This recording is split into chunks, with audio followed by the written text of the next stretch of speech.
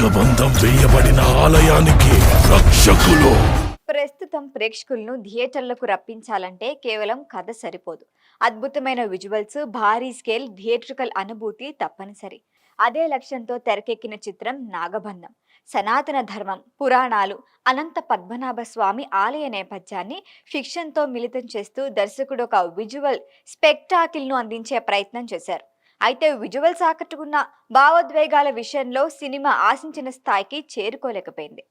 అసలు కథ విషయానికొస్తే మరణాన్ని జయించి చిరంజీవిగా మారాలి అనుకునే రిషబ్ అనే వ్యక్తి లక్ష్యాన్ని చేరుకోవాలంటే నాగబంధం గ్రంథం, బ్రహ్మకమలం, గరుడ మంత్రాలతో కూడిన తాళపత్ర గ్రంథం అవసరం. ఈ విలువైన వస్తువులు శ్రీరంగపురంలోని రంగనాథస్వామి ఆలయంలో ఉండటంతోనే వాటి కోసం ఒక ముఠా ప్రయత్నిస్తుంది. అదే సమయంలో పడవ నడుపుకుంటూ జీవించే రుద్ర అనుకోని పరిస్థితుల్లో బ్రహ్మకమలాన్ని కాపాడాల్సిన బాధ్యతని తీసుకుంటాడు. ఈ ప్రయాణంలో పార్వతి, పురావస్తు శాఖ అధికారి ప్రభాకర్ పాత్రలు కథను ముందుకు నడిపిస్తాయి. చివరికి బ్రహ్మకమలం ఎవరికి దక్కింది?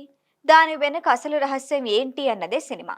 దర్శకుడు ఎంచుకున్న కథాంశం బాగుంది. అనంత పద్మనాభ స్వామి ఆలయానికి సంబంధించిన ప్రచార కథలను ఆధారంగా తీసుకొని ఫిక్షన్ జోడించడం మంచి ఆలోచనే. అయితే కథను చెప్పే విధానంలో స్పష్టత లేకపోవటం పెద్ద లోపంగా మారింది. ప్రారంభంలో కథపై ఆసక్తి కలిగించిన హీరో కుటుంబ నేపథ్యం, చెల్లెలి ట్రాక్ వంటి అంశాలు కథకు పెద్దగా ఉపయోగపడవు. ఫస్ట్ హాఫ్లో భైరవకోన్ ఎపిసోడ్ ఆకట్టుకున్నా వెంటనే వచ్చే పాటలు వేగాన్ని తగ్గిస్తాయి. ఇంటర్వెల్ యాక్షన్ ఘట్టం భారీగా ఉన్నప్పటికీ నిడివి ఎక్కువ కావటంతో ప్రభావం తగ్గింది. సెకండ్ హాఫ్లో కథ మరింత స్లోగా ఉంటుంది.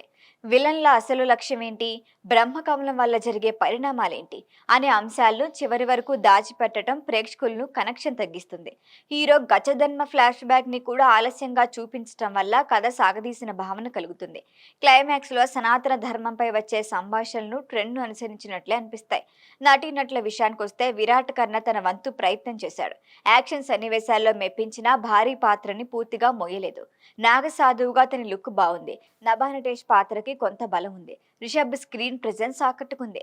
జగపతి బాబు, మురళీ శర్మ, మహేష్ మంజ్రేకర్, అనసూయ, ఐశ్వర్య మీనన్ తదితరులు తమ పాత్రల పరిధిలో నటించారు. మరి భారీ సెట్లు, అనంత పద్మనాభ స్వామి ఆలయ రూపకల్పన, యాక్షన్ ఎపిసోడ్లు, ఆర్ట్ వర్క్ ఆకట్టుకుంటాయి. కొన్ని చోట్ల విజువల్ ఎఫెక్ట్స్ అద్భుతంగా ఉన్నా మరికొన్ని సన్నివేశాల్లో నాణ్యత లేదు. నిర్మాణ విలువలు బాగున్నాయి. కీరవాణి సంగీతం బానే ఉంది. మొత్తంగా నాగబంధం విజువల్ పరంగా ఆకట్టుకునే ప్రయత్నం చేసిన చిత్రం. కానీ 3 గంటల 15 నిమిషాల నిడివి, బలహీనమైన స్క్రీన్ ప్లే, సనాతన ధర్మ నేపథ్యం సినిమాకు ప్రధాన బలాలు కాగా కథనం మరింత పట్టుంటేది మరింత మెరుగైన అనుభూతిని ఇస్తుంది. ఈ వీడియో మీకు నచ్చినట్లయితే లైక్ చేయండి, షేర్ చేయండి, సబ్స్క్రైబ్ చేయండి.